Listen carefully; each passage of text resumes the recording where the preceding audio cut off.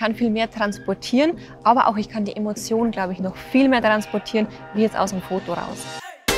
Ich bin die Anna Schaffelhuber, ich war viele Jahre lang Monoskifahrerin und ja, jetzt quasi mache ich das Anna Schaffelhuber Grenzenlos Camp, bei dem nichtbehinderte und behinderte Jugendliche gemeinsam sich ausprobieren und Grenzen überwinden.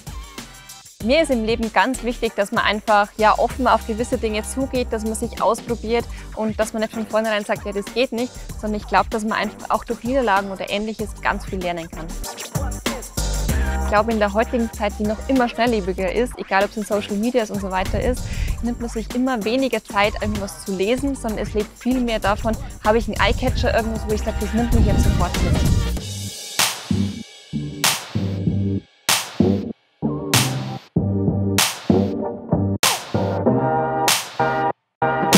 Für mich ist es im Hinblick jetzt auf das nächste Camp und nächsten Camps sehr, sehr wichtig, dass man das Spektrum des Camps abbildet, dass man ja auch überall quasi gewisse Szenen rausbringt und genau das auch transportiert, also die Vielfalt des Camps rauszeigt.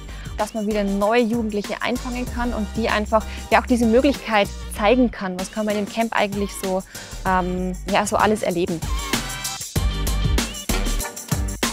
Für mich ist es sehr wichtig, wenn ich jetzt auch einen medialen Partner irgendwo finde, dass das gewisse Planung vor sich hat, dass einfach jeder, dass es abgesprochen ist, dass man da wirklich genau weiß, man kann sich auf den anderen verlassen und ich einfach auch weiß, genau das, was ich im Camp zeigen will, das kann auch die Kamera einfangen, weil man einfach sich gegenseitig versteht und weil das einfach verzahnt ist. Und das ist meine ganz große Erwartung, die ich vor allem mit Red Forest, die überragend funktioniert.